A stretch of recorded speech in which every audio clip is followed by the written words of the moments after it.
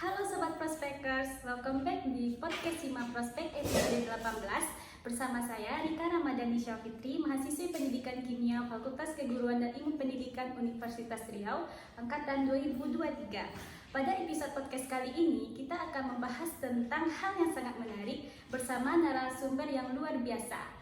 Nah, kita akan membahas tentang seputar pendidikan di Indonesia.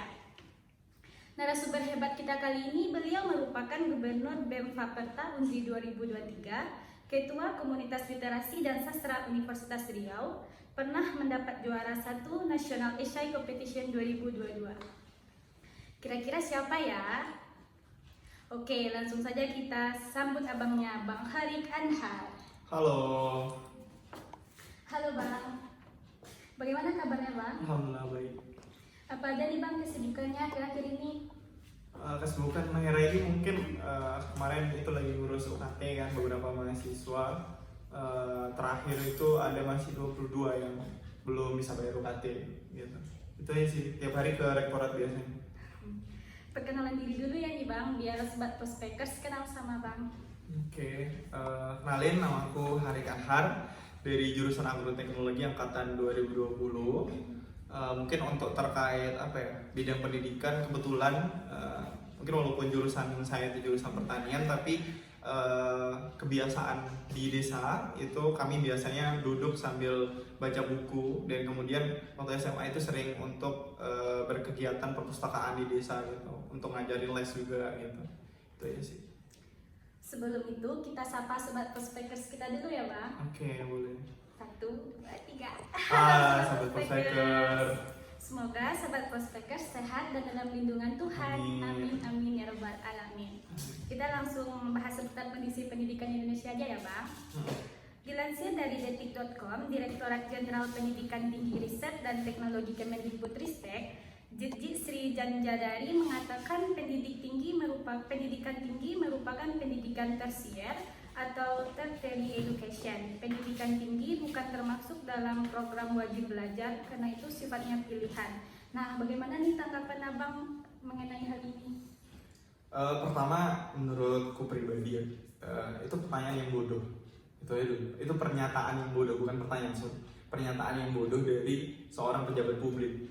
Kenapa? Karena dia itu dari bidang pendidikan. Toh kalaupun dia merasa itu tertiary education artinya bukan suatu hal yang wajib, namun seharusnya dia itu memotivasi dari masyarakat sendiri untuk mendorong supaya mendapatkan yang dia sebut tertiary education tadi. Dan kemudian juga kalau kita melihat sejarah, karena kita ketika melihat sesuatu hal itu kita harus lihat dari sejarahnya dulu, bahwa Indonesia itu kita anggap 350 tahun itu nggak merdeka. Baru kemudian merdeka ketika Max Havelaar menulis tentang politik balas budi dari negara Belanda. Kemudian buku Max Havelaar itu dikirimkan ke Belanda, dan di Belanda tiba-tiba orang-orang berpikir bahwa kita harus membalaskan budi kita ke Indonesia. Balas budi yang paling penting waktu itu adalah mengkuliahkan orang-orang seperti Syahrir, Bung Karno, Bung Hatta ke Belanda, Ki Hajar Dewantara dan lain sebagainya. Dan dari orang-orang yang kemudian dibalas budikan untuk menjadi mahasiswa, itulah mereka yang menjadi founding father kita. Jadi otomatis mengatakan bahwa tertiary education bukanlah suatu pendidikan yang harus, itu justru mengatakan bahwa ya udah, kan nggak perlu kuliah pun nggak apa-apa. Padahal pekerjaan sekarang minimal S1 sering sekali, tidak ada tuh dicari SMA, udah jarang sekali kita temukan gitu kan. Jadi saya rasa itu pertama pernyataan yang bodoh sekali, karena dia dari pihak kementerian. Otomatis memang kementerian sendiri melihat bahwa pendidikan di kampus itu bentuknya tersier, sedangkan seharusnya kita berkeinginan bahwa kampus itu menjadi wadah bagi semua masyarakat gitu, untuk ya minimal adalah untuk mengenyam pendidikan supaya mereka punya keahlian gitu sih. Terus bagaimana tanggapan Abang mengenai kualitas pendidikan Indonesia sangat buruk kan di Bang sekarang ini? Terus bagaimana tanggapan Abang, apa aja tantangan-tantangannya? Kebetulan aku nggak bisa menjelaskan terkait yang di ruang kelas ya, ataupun di dunia pendidikan, karena background itu juga bukan dari background pendidikan gitu. Mungkin aku lebih ke pedagogi entusias gitu, artinya orang yang melihat bahwa pendidikan itu multidimensional, bukan hanya tentang di sekolah, bukan hanya tentang di kuliah, namun juga pendidikan adalah tentang bagaimana masyarakat itu terdidik gitu. Jadi kalau kita melihat, oh, oke, udah SMA udah cukup, menurutku enggak. Oke, udah kuliah udah cukup, enggak juga gitu. Kalau emang mau kita maju, S2 itu target juga harusnya dalam sebuah negara yang mau maju gitu. Kalau nggak mau maju ya udah. Dan kalau aku melihatnya, karena dia dari sudut pandang multidimensional, problematika kita, kenapa pendidikan kita ini buruk, itu sebenarnya adalah menurutku kita memang tidak diinginkan menjadi orang yang pintar, ataupun ketika di sekolah itu kita nggak dididik supaya kita menjadi pribadi yang yang unggul, tidak gitu kan. Memang pendidikan kita itu memarginalkan, dan artinya adalah menjauhkan siswa dari kehidupan di masyarakatnya. Karena itu ketika belajar itu, mohon maaf, mungkin SMP, SMA aku merasa ini pendidikan untuk apa gitu loh, bingung gitu. Apakah semuanya dipelajari? Karena aku anak SMA ya mungkin, jadi aku merasa kok semuanya dipelajarin gitu kan. Unggul di salah satu mata kuliah belum tentu kamu tuh baik di mata kuliah itu, mata pelajaran itu, kamu harus pandai di lain-lain sebagainya. Maka sebenarnya pendidikan kita sudah mengarah ke hal yang benar ketika dari awal dulu kan Ki Hajar Dewantara sudah menyampaikan bahwa pendidikan itu boleh dilakukan di mana saja gitu, bahkan tidak perlu ada ruang kelas. Dan menurut saya itu yang harus dikembalikan lagi. Kenapa? Karena pendidikan di kelas itu pendidikan formal, artinya pendidikan yang wajib, oke, kita berikan. Tapi pendidikan di luar itu yang lebih dibutuhkan lagi. Karena jangan sampai seseorang itu masuk sekolah, dia menjadi siswa, tapi dia terasing dari masyarakat. Dia bingung dengan ilmunya, bahkan sarjana hukum saja bingung setelah lulus itu mau ngapain. Padahal dia punya sarjana hukum. Ataupun pekerjaan-pekerjaan lain, misalnya saya mungkin dari pertanian. Itu kami tidak punya pilihan lain selain dua hal, bahkan sampai hari ini ya. Pilihan petani itu tidak pernah ada. Dari lulusan masa pertanian, tidak pernah. Pilihan kita itu cuma dua, satu masuk perkebunan, kedua bank. Aneh, tapi itulah kenyataannya. Artinya pendidikan kita itu harus punya falsafah dulu. Mungkin kenapa dibilang buruk menurutku pribadi adalah karena falsafah pendidikan kita itu tidak ada, ataupun tidak ditetapkan. Kita itu mau ngapain itu tidak ada gitu kan. Dasar kita mungkin Tutwuri Handayani atau yang lain, tapi Tutwuri Handayani saja itu di prakteknya saja itu tidak ada sebenarnya. Jadi falsafah pendidikannya itu tidak ada, maka kemudian turunannya itu berubah-ubah, dan kurikulum yang terus berubah itu bukanlah sebuah kebaikan. Kenapa? Karena kemarin aku coba studi kasus kan di SMA, itu aku pulang kampung dan cerita sama guru-guru di SMA, dan mereka baru bilang K13 itu baru kerasa baiknya ketika kurikulum merdeka itu ternyata sulit untuk diterapkan. Artinya butuh waktu panjang. Tapi justru setelah mau masuk, artinya setelah kurikulum itu mau terjalankan, orang-orang sudah paham, diganti lagi. Berarti kan falsafahnya tidak ada. Falsafah itu mungkin etika. Kemudian kurikulum itu hukum untuk menentukan ini mau seperti apa. Tapi karena falsafahnya tidak ada, maka hukumnya terus berubah gitu kan. Maka itulah yang jadi problematika kita sekarang menurutku ya. Kita melihatnya lebih kepada memang masalahnya itu sistemik, bukan oh iya karena kualitas guru, enggak. Bukan karena kualitas orang yang menurutku, tapi memang sistemnya itu sendiri sudah tidak jelas dan memang mau memarginalkan siswa itu untuk tidak paham apa kondisi di lapangan, kondisi di masyarakat itu seperti apa. Makanya lulus pun orang bingung mau ngapain. Harusnya ketika menjadi siswa itulah dia sudah tahu mau ngapain. Dia sudah memperjuangkan di masyarakat dia mau apa gitu kan. Karena itu mungkin ini satu contoh yang menarik ya. Di luar negeri lomba karya tulis ilmiah, lomba esai, benar karena aku suka ikut lomba kan. Mereka itu menilai berdasarkan apa yang sudah dilakukan. Tapi di kampus, di mahasiswa kita itu menilai berdasarkan apa yang direncanakan. Dan itu sangat berbeda, sangat jauh. Kenapa? Karena kalau direncanakan, maka pendidikannya itu pada tahap merencanai doang. Tapi kalau di luar negeri, misalnya di Amerika, kemarin aku nonton di PED, itu ada mahasiswa yang memang dia sering ikut lomba. Tapi dia bilang di pernyataan dia bahwa kami memang ikut lomba, tapi apa yang kami presentasikan itu adalah apa yang sudah kami lakukan. Nah, jadi dia sudah tahu kondisi di lapangan itu apa. Kita sering sekali di kampus itu mengira-ngira. sehingga ya udah selesai dalam tahap dalam tahap bahwa ya kita mengira bahwa kondisi sosial masyarakat kita itu A, padahal itu B, C dan lain sebagainya gitu. Padahal bisa kita langsung praktekkan apa yang mau kita manfaatkan, apa penelitian yang mau kita buat, tapi kita terlalu sering mengira-ngira dan itu entah kenapa menjadi kebiasaan sih. Mungkin itu. Sebagai anak muda nih Bang, menurut Abang apa yang dapat kita lakukan untuk meningkatkan kualitas pendidikan di Indonesia? Kalau menurutku harus dari sekitar dulu sih. Bebas mau ngapain, aku nggak pernah oh ya ini yang paling bagus seperti itu, enggak. Karena menurutku kualitas pendidikan kita itu sebenarnya yang harus paling diperbaiki, kalau memang ada kata harus ya, itu memang sistemnya. Sistem pendidikan kita yang harus diperbaiki. Sistem yang baik menurutku ya, sistem yang baik adalah yang berdasarkan etika. Etika itu ada lahir dari kultur, lahir dari budaya. Nah, budaya kita itu mohon maaf menurutku adalah budaya pendidikan luar sekolah sebenarnya, bukan dalam ruang-ruang lingkup sekolah. Makanya aku selalu protes tuh kayak sama dosen di sana, Pak, kenapa sih harus pakai sepatu? Budaya kita nggak pernah mengajarkan itu gitu kan.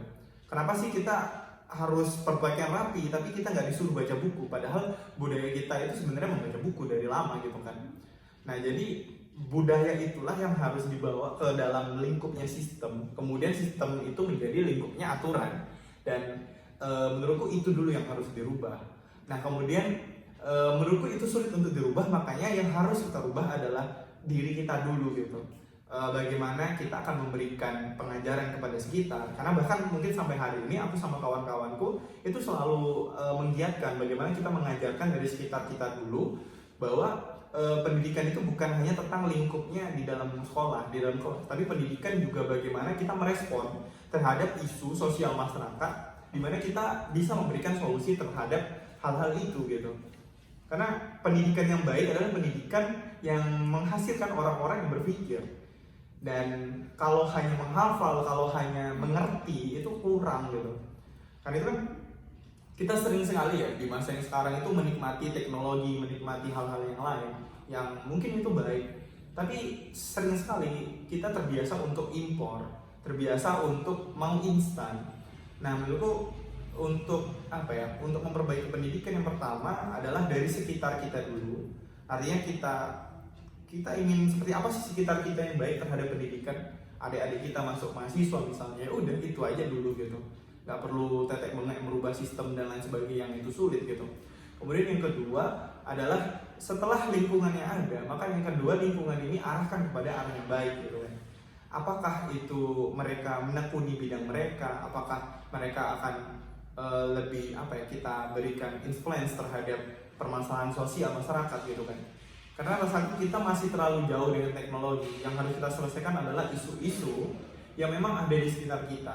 Misalnya pinjol, ataupun misalnya isu tentang banjir, misalnya di Sumber. Itu semua sebenarnya berhubungan sama kerusakan alam gitu kan. Jadi membuka cakrawala pemikiran di sekitar kita dulu. Karena rasa aku nggak bisa terlalu berharap sama pemimpin. Siapapun yang memimpin di kita itu kebanyakan tidak punya dasar mengapa mereka harus memimpin. Maka rubah dulu di sekitar kita, nggak usah terlalu berharap sama orang lain. Karena sampai hari ini juga, ini mohon maaf ya, yang aku lihat ya, mahasiswa pendidikan kita, bahkan Unri mungkin, itu sedikit sekali yang mau membahas pendidikan, sedikit sekali. Membahas pendidikan itu tidak hanya seminar pendidikan, enggak. Karena menurutku seminar pendidikan kepada guru, calon guru itu tidak berguna.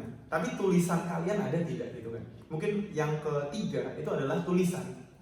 Nah, artinya ketika kita ingin membahas bahwa struktur pendidikan kita itu buruk, maka kita harus menulis. Kita menceritakan itu, kenapa menurut kita buruk gitu. Kita nggak boleh hanya berargumentasi saja bahwa ini buruk gitu. Harus ada analisisnya, harus ada harus ada tulisan yang dihasilkan. Ya paling minimal adalah opini terkait hal itu. Karena itu kan ini mohon maaf ya, yang kulihat dalam misalnya BMFK maupun hima-hima di FK itu sendiri, ketika mereka ingin menyampaikan bahwa pendidikan itu buruk, sering sekali mereka lebih mengarah kepada propaganda dulu. Oh ya ini buruk gitu, tiba-tiba bikin demo di hari pendidikan dan lain sebagainya. Menurutku itu keliru. Kenapa? Karena sedikit sekali orang yang membahas bahwa pendidikan kita itu buruk di lingkupnya sosial masyarakat. di media-media koran itu sedikit sekali, nggak ada bahkan. Mungkin setahun itu mungkin sekali kalau nggak 2 kali orang ngomongin pendidikan. Emang pendidikan kita ini buruk, maka jawabannya memang buruk mungkin.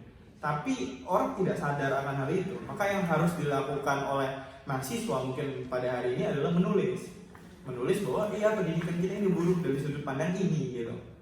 Nah itu tuh menurutku nggak relevan ya. Dalam hal misalnya aksi suram di tahun kemarin itu dari FK bawa tentang jual beli bangku pendidikan. Setelah aku cari, tidak pernah ada statement dari mahasiswa maupun masyarakat terkait jual beli pendidikan di tahun itu. Datanya memang ada, tapi statement bahwa itu buruk, bahwa itu harus diperbaiki itu tidak ada. Maka masyarakat ya udah gitu loh. Emang itulah budaya kita. Nah, yang harus kita lakukan itu sih menurutku ya. Wah, sobat prospeker sudah berakhir nih pertanyaannya. Sebelum kita tutup nih Bang, sebelum kita tutup nih Bang podcastnya, Abang ada closing statement atau pesan mengenai pendidikan buat sobat prospekers nggak Bang? Mungkin sederhana aja ya. Kalau menurutku sih pendidikan itu harus multidimensional, itu menurutku. Kemudian yang kedua kreatif. Nah multidimensional ini artinya jangan melihat pendidikan itu sebagai sebuah perkumpulan teori saja. Namun bagaimana implementasinya, bagaimana itu berdampak kepada masyarakat gitu. Karena di luar negeri itu kita contohkan kimia itu sendiri gitu kan. Itu sudah ada di mana-mana dalam kehidupan gitu. Tapi di kita masih di lingkupnya laboratorium dan lain sebagainya baru. Kemudian yang kedua itu bahwa pendidikan apa tadi aku lupa. Multidimensional. Kemudian yang kedua aku lupa bentar. Sorry. Kemudian yang kedua mungkin menurutku sih pendidikan kita itu memang harus diperbaiki lagi dalam hal sistemnya. Bagaimana untuk merubah sistem, maka antara kawan-kawan yang duduk di situ atau yang kedua adalah kawan-kawan yang mengadvokasikan. Nah sampai hari ini teman-teman yang mengisi komisi 10 DPR RI itu bukan orang pendidikan. Mungkin berpendidikan iya S2, S3, tapi mereka itu bukan guru bahkan. Jadi harus ada guru yang masuk juga ke anggota DPR. Kenapa? Karena kemarin aku ke Kampar itu 4 bulan gaji guru MDA Madrasah Diniyah Aliyah gitu kan, yang memang ada diwajibin untuk di daerah-daerah di Riau itu nggak dibayar selama 4 bulan. Mungkin gaji honorer dan lain sebagainya, P3K bahkan yang kemarin ditindas untuk memilih salah satu paslon itu yang menyuarakan itu nggak ada sama sekali. Udah disuarakan pun anggota DPR nggak menyuarakan juga. Maka kita haruslah merubah sistem antara masuk ke dalam situ atau ya kita suarain terus gitu. Dan mungkin yang ketiga adalah biaya pendidikan. Cost-nya itu sekarang itu terlalu mahal kawan-kawan. Yang harus teman-teman ketahui dari 20% anggaran pendidikan kita, itu 20% itu dibagi ke kementerian yang lain. Kementerian Olahraga ngambil, Kementerian Pertahanan ngambil, kementerian-kementerian lain ngambil gitu. Jadi pendidikan itu 20% memang dari anggaran, besar sekali. Tapi yang paling besar anggarannya kok Kementerian Pertahanan malah. Masih Kementerian Pertahanan. Jadi ayo kita fokus lagi sama isu-isu pendidikan. Jangan hanya menjadikan bahwa isu pendidikan itu kayak isu sesaat. Ini udah omongan 1990-an pun ini juga, 2000-an pun ini juga gitu kan. Jangan sampai 2024 omongannya masih sama gitu. Isu pendidikan itu jual beli bangku pendidikan, fasilitas yang masih buruk, ketidakmerataan, mungkin pendidikan yang mahal itu masih aja dari dulu gitu. Jadi ayo sesekali setahun itu fokus sama satu hal, selesaikan itu besok beralih, selesaikan itu besok beralih gitu. Jangan kita, oh iya pendidikan kita buruk, maka kita membahasnya semuanya, jangan. Satu aja dulu, selesaikan itu dulu gitu. Kalaupun tidak bisa merubah banyak hal, rubahlah dari sekitar kita dulu. Mungkin itu. Jadi prospekers kita itu pendidikan penting ya. Terus oke, ini ada kenang-kenangan sedikit dari Pak Prospek untuk Abang. Terima kasih. Diri duduk.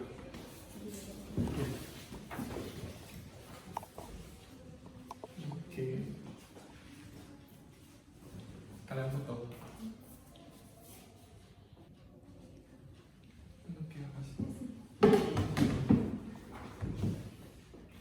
Oke, nah prospekers itu tadi bincang-bincang kita bersama Bang Horik Ashar.